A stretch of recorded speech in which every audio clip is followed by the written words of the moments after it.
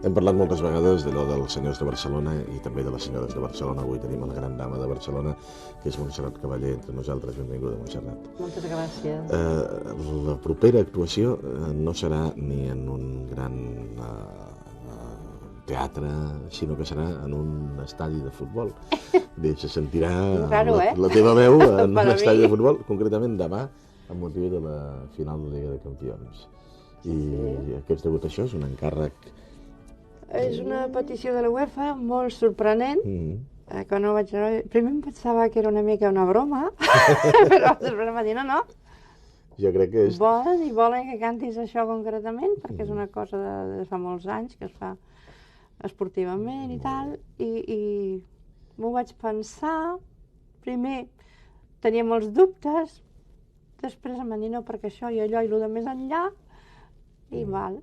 I per això ho faig. A més, em fa molta il·lusió, perquè les raons que em van donar eren moltes, a part de les Olimpiades de Barcelona, els campionats mundials d'atletisme a Atenes, el campionat de boxeo a Berlín fa 2 anys, i moltes participacions meves a coses olímpiques i a coses esportives. I potser això els he fet donar la idea, no? Tenint en compte que les dues aficions que venen, la de Baviera i la de Manchester, són tan aparentment violentes, potser han demanat una cançó i cantada per Montserrat Cavaller per fer veritat allò de que la música amanseix les feres. És a dir, que probablement hi hagi un bon clima després en el transcurs del partit. I després, sobretot, del partit. No crec que pugui influir en l'estat d'ànim amb els que venen tots plegats, perquè tenen la pròpia idea. Però la música, sens dubte, és unió de pobles. I a mi em faria il·lusió que no passés res amb un campionat. En els últims anys també t'has apartat una mica del que és la música, concretament de l'òpera, la lírica, no? I has anat a buscar algunes aparicions, coses que ens han sorprès. L'última que ens va sorprendre va ser de la mà de Freddie Mercury, aquest himne de Barcelona, que d'això ja fa temps. Era el 86. Però aquestes associacions, de dir, mira, ara surto del teatre, me'n vaig en el món del rock, i el del rock entra en el món de la lírica. A qui se li acudeixen? Perquè també a Plácido Domingo ha cantat amb John Denver, per exemple, no? I hi ha aquesta mena de duets de mons de la música que demostren que la música és universal. Bé, hi ha gran part de la història meva que aquí no es coneix, haig de reconèixer-ho, perquè si no, no vindria aquesta pregunta. Jo fa molts anys, però molts, als finals dels 60 i els 70, per exemple, jo cantava a San Francisco i a Los Angeles, i amb la Barbara Streisand fèiem duets, no gaires, però en fèiem. Després, més tard, amb el Danny Kaye, inclús el Metropolitan, una participació junts. Jo no ballava, però cantava. I amb el Frank Sinatra, també. Són coses que van passar als Estats Units, repeteixo, als anys 70, i no van tenir un mínim eco en aquí, però sí van ser molt populars en allà. Aleshores, perdó. Aleshores, quan se'm va proposar de fer el Pro Barcelona a Lausanne, l'any 86 vaig acceptar, perquè em feia molta il·lusió, la convocatòria de anem a ajudar, vaig fer concerts a Lausanne, vaig fer d'azafata, vaig fer moltes coses en la ciutat per Barcelona, abans que fos proclamada olímpica. Vaig cantar en un concert amb 13 idiomes diferents, el primer concert, i en el segon amb 18 idiomes diferents, per exemple. Jo no en parlo gaires, perquè en parlo només 6, però bueno, em vaig aprendre amb els altres per poder-ho fer.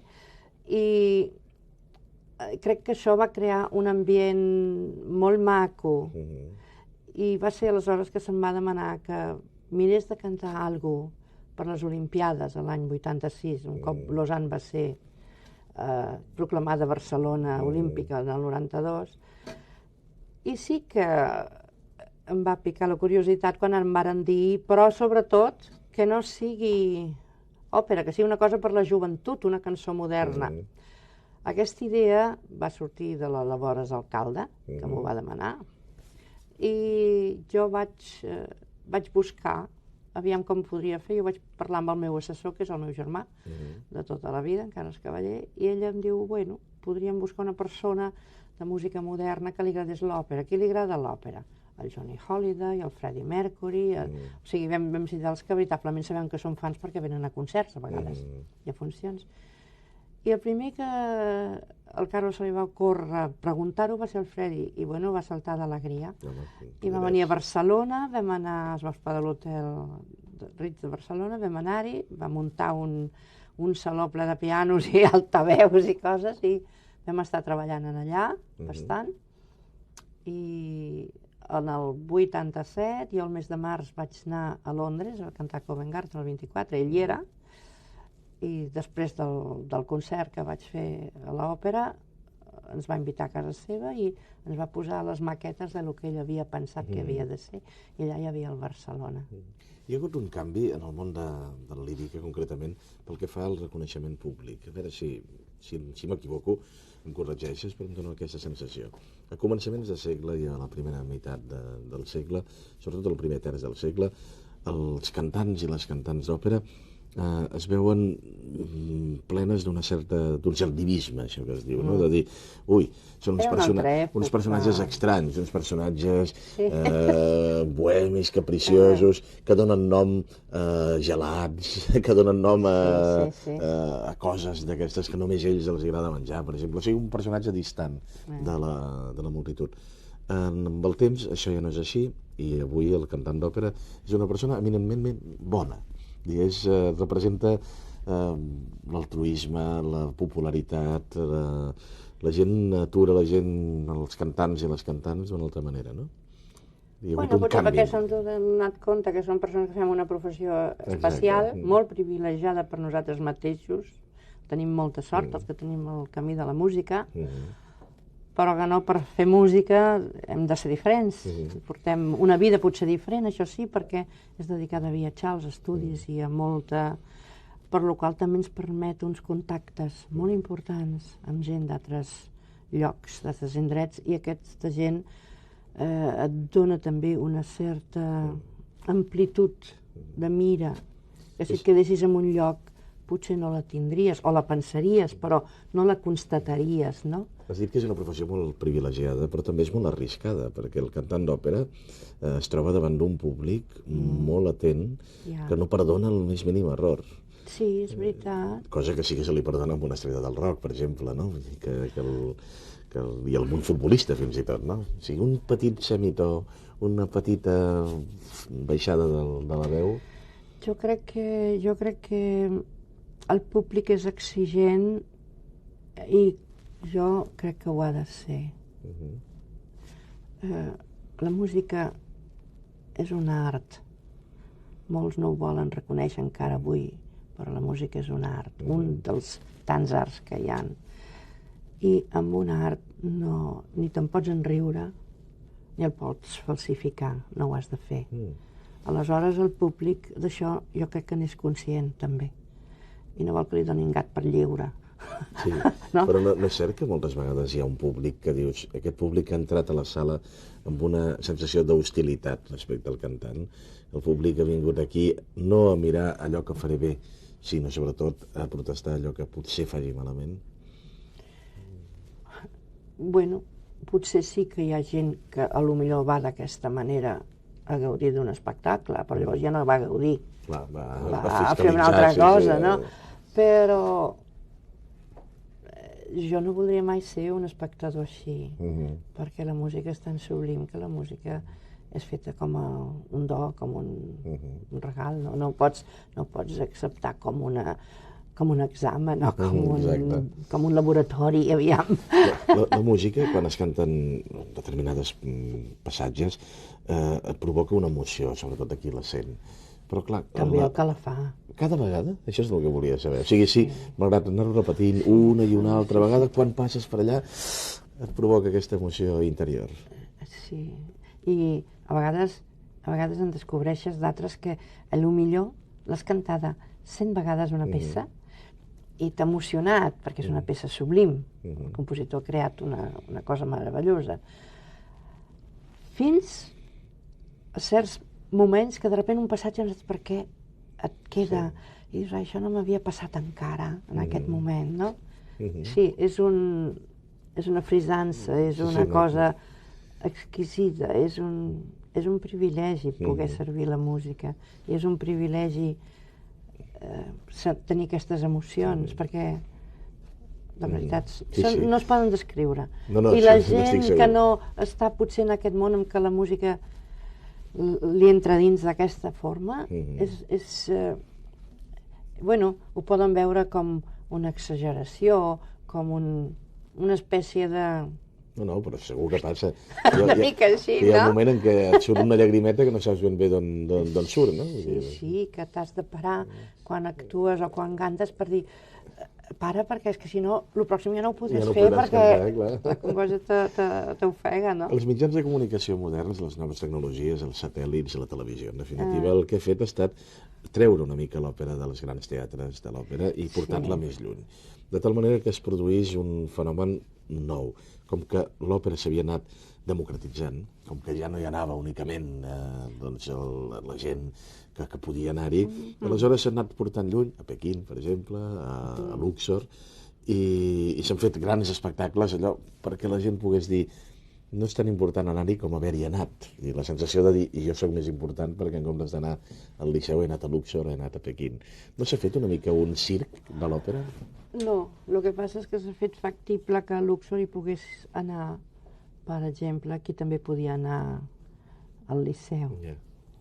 Amb la televisió, sobretot. O sigui, que ho hagin pogut veure des de... Però parlem dels que hi van anar, no? Sí, els que hi van anar també. O els que ho veuen per televisió. Els que ho veuen per televisió tenen una gran sort, perquè han fet assequible a casa seva el que mai haguessin pogut anar a veure fora, tots plegats.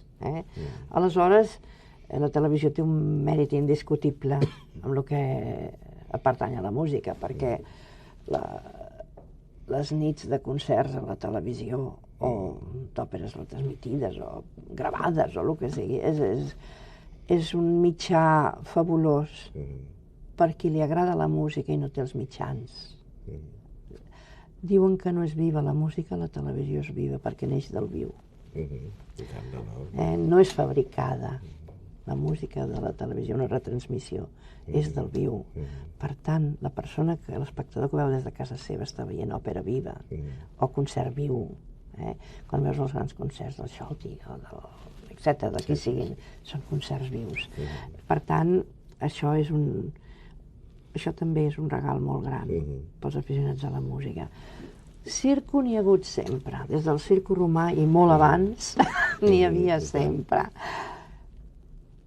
Però en el món de l'òpera, el fer coses fastuoses com la Ida de Luxor o la Turandot de Pequín són espectacles que potser només es poden, aquestes òperes concretes, fer en el lloc d'origen, per dir-ho d'alguna manera. Aleshores és molt espectacular. Qui té la sort de poder-ho fer i de poder-hi anar a veure-ho o veure-ho en un espectacle televisiu, doncs ja és una gran sort, és una cosa magnífica. Que això no està fet per tot el planeta, això ja ho sabem. Això ja ho sabem. Però a vegades, quan penso en la despesa que això equival, és una cosa que queda per la història una mica. Això queda. Perquè quantes Aides faran a Luxor? Això ja probablement serà irrepetible. Però queda la testimoniança d'això que s'ha fet, no? Quants Parternons faran? Però aquell... No tornaran a repetir. Exacte. És algo que són dades molt significatives en el món de la música i han passat a totes les èpoques en diferents espais. No ens podem imaginar com era una obra a Epidauros, per exemple. Una obra dramàtica, devia ser algo sensacional. Imagina't si tinguéssim un vídeo d'allò. Sí, és veritat. Ara només podem anar-hi i veure lo grandiós que és. Jo he tingut la sort de cantar allà I és molt emocionant cantar en un lloc de tants mils d'anys enrere amb una acústica perfecta i que dius, ostres, aquí... La repetició, a més, del ritual, no? De dir, aquí altres abans que jo, durant molts anys, van fer el mateix que estic fent ara. És tremendament emocionant. Sí, ho és. És una cosa... I, esclar, aquest crèdit que queda a la història també queda a la música, també queda a l'òpera.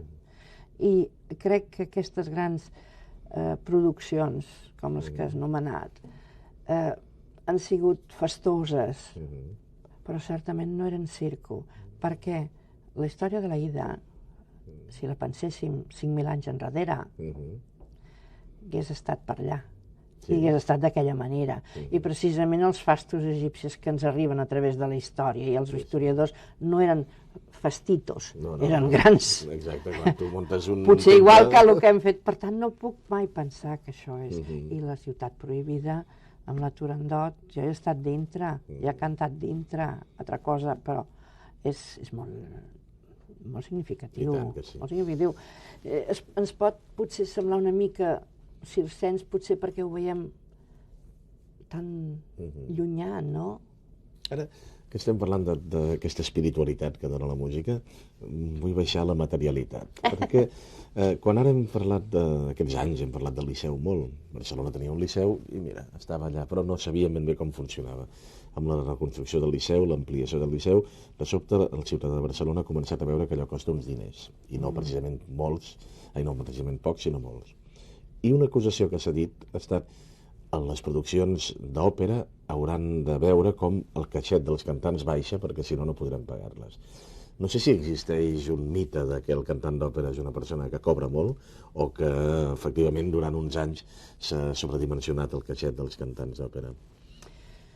Jo puc parlar d'oïdes dels altres i puc parlar de realitats de lo meu. Sí, I jo tampoc sóc un inspector d'Hisenda. No, però com que els contractes canten, aleshores els contractes no te'ls pots menjar, estan allà en els arxius. Aleshores, jo penso que s'ha desorbitat molt els cantants que cobraven. Jo, com que no cobrava, no tinc aquest problema. Però s'ha desorbitat perquè qualsevol teatre, el Liceu incloït, quan aixeca un taló, els artistes, a menys que no hi hagi artistes que extorsionin el teatre, que això ja és un altre tema, i amb això no hi vull ficar-m'hi, perquè cada un té la seva mentalitat de com es ven. I jo crec que la venda d'una veu no existeix, un s'ha de donar i no vendre's. Són dues formes de veure les coses diferents. Però, sens dubte que la massa orquestral, la massa de cor, la massa de ballet, i quan parlo de massa són 90-100 músics d'orquestra, 80, 100, 120 coristes, 60-80 de cos de ballet. I ara comptem els 80 com a mínim tècnics de l'escenari. Després comptem, per exemple, tot el que és vestuari, maquillatge, sabateria, etc., utensilis, tot això que diuen, no? Que poden ser 100 persones més. Les famílies dels teatres solen ser de 400 a 1.500 famílies que treballen dintre la fàbrica de música, que diem nosaltres, amb el nostre go.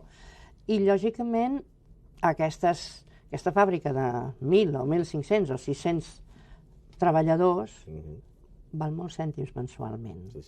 No havia pensat mai aquesta idea industrial de la música, però efectivament... És com en parlen a tot arreu. Jo no n'he sentit pas parlar d'altra manera. És el que diuen a Viena i a Alemanya i a Londres i a tot arreu. Aixecar el taló costa tant. És veritat. I lògicament, llavors hi ha que afegir les produccions. Les produccions normalment, algunes es fan en el propi teatre, la majoria venen de fora. La majoria són escenògrafs que ideen la nova obra, com serà el decorat i el vestuari. Això val una fortuna. Moltes vegades només que tot és l'escenografia. Avui en dia, antigament no. Sí, els cartrons pintats eren una altra cosa. Sí, és veritat. Avui diuen que és més maco. però es paga amb suor. I tant. Aleshores, quan una escenografia val entre 100 i 300 o 400 milions de pessetes, doncs això hi ha que afegir-ho a les 1.000 per famílies o 1.500 o 600 que treballen a la Casa de la Música. I llavors venen els artistes, que és l'últim que ve. I els artistes normalment cobren caixets normals, a part d'alguns que cobren coses molt elevades i exorbitants. Això és veritat. Per tant, no. O sigui, no s'haurà de rebaixar, s'hauria de rebaixar per un altre capítol. S'hauria de rebaixar potser... No, jo no dic que s'hagi de rebaixar, jo dic que no són els culpables d'aquest desmesurat percentatge de mils de milions que es gasta un teatre i que veritablement no té res a veure amb els cantants, perquè parlàvem d'això, oi? Sí, parlàvem d'això. El Liceu, dintre del rànquing, per dir-ho així, de places operístiques, quin lloc ocupa ara i quin lloc hauria d'ocupar en el futur, ara quan el tornem a tenir en ple funcionament? I és una plaça de segona fila, per exemple, o és un lloc que tots els artistes i tots els promotors tenen present? Bueno, en el rànquing europeu era el segon, junt amb Viena. Jo parlo dels anys 70, i fins a meitat dels 80. Teníem aquesta sort, perquè les produccions eren senzilles, però molt dignes. I els conjunts que portava vocals al teatre eren els que estaven a Viena i a l'Escala i al Met. Llavors eren grans conjunts, les grans figures venien a cantar a Barcelona també perquè els agradava Barcelona, segurament. I els agradava el tracte del teatre, i els agradava... I suposo que tornarem a tenir aquest rànquing quan comenci altra vegada. En els últims anys va baixar molt. Una de les coses que preocupa de vegades és dir, calla, que mentrestant han inaugurat a Madrid un teatre que és el Teatre Real. Hi haurà manera... I ara, 75 anys o 80 no! Això també és veritat. Però ens farà competència el Teatre Real? Perquè aquí sempre es parla del públic de Barcelona i no sé si el públic de Barcelona és tan nombrós com sembla. Home, al Liceu havien de posar guàrdies. Aquells 28 anys que vaig cantar jo, perquè la gent s'agalopava i no els deixaven entrar. Suposo que això no serà ara, però jo recordo la gent sentada en els passillos quan no estava permès, a terra. És veritat, això sí. I lògicament suposo que ara hi ha un ordre diferent, també hi havia menys funcions, se'n feien 3 o 4. Ara jo crec que haurà de ser a un nivell de 10, 15, 18 anuals de cada una. I la possibilitat de que hi hagi òperes alternes, que hi hagi tot un muntatge... Això és el que hauria de ser, a la meva opinió. Però hauria de ser perquè és una continuïtat. No és fem això i parem, i fem això i parem. No, hauria de tenir un engranatge, ja no dic pràctic com Viena o Covent Garden, però sí, almenys a una altura com l'òpera de París, no? Que funciona 3 i 4 òperes a la vegada i llavors es van afegint, una desapareix i... Així es va fent, sí. Així es va fent per donar també una varietat, no? Que no hagis d'esperar 3 mesos per veure la pròxima òpera. Exacte. Montserrat, tu que has estat una catalana, i ets una catalana universal, quin és el lloc, això no ho dic jo, això és un títol d'aquest... Em fa molta il·lusió. No sé qui ho diu, o sigui, no sé qui dona el càrrec, però efectivament és així. Aleshores, ja que vas d'ambaixadora de Catalunya i de Barcelona concretament, el grau de coneixement que hi ha és alt, sobretot, no? I a més és alt perquè en el món de la lírica hi tenim bastantes persones ben posades. Aquesta és la pregunta final que et faria. Com és que surten aquestes personalitats tan importants a la lírica, tenint en compte que tampoc és una ciutat amb una tradició tan alta, no? Vull dir que hi ha individualitats, però no tant potser com altres llocs. 150 anys fa tradició. De cantants, sí. De cantants, i de tenir una òpera oberta dia a dia. Això també és veritat. Perquè jo reconec que els llocs on no n'hi ha, però això influeix molt. També hem de tenir... És un país musical, el nostre, molt musical, perquè tenim compositors molt bons que estan, desgraciadament, molt obliats, que un procura portar-los i fer-los i posar-los en programació, que moltes vegades és molt difícil. Però sens dubte que amb creativitat Catalunya és una meravella, no? Tant amb pintors, escultors, músics. És algo sublim. I la gent d'això se n'adona. Quan tu vaig d'ambaixadora... Home, jo me'n recordo quan vaig arribar al Met la primera vegada, quin any era? L'any 65. A mi em va emocionar molt en el vell Metropolitan. Jo vaig tindre la sort de cantar l'últim any del vell Metropolitan. Vaig demanar com a favor especial que em deixessin fer una funció. Volia trepitjar aquell escenari que havien passat tantes glòries. I una de les coses que m'ha sobtat és la pintura magnífica de la Maria Barrientos que hi ha en el teatre. I vaig pensar, noi, a casa quasi no ens en recordem. I ella la tenen aquí com, bueno, una cosa sublime. L'Hipòlit Làsser, no sé, tants i tants cantants, entens? Tants músics. I n'ha donat constantment, i a l'època nostra tenim, no sé, a part del Pau Casals, que era, a part de ser la nostra institució i el nostre músic estimat, era també com un símbol per tots nosaltres. Serrat, ja sé que això que hem fet avui no és l'òpera d'Ida Luxor, però també queda el testimoni del teu pas per aquí, de la nostra simpatia, el nostre apreci per tota la teva obra. Moltes gràcies. Moltes gràcies. Molt agraïda.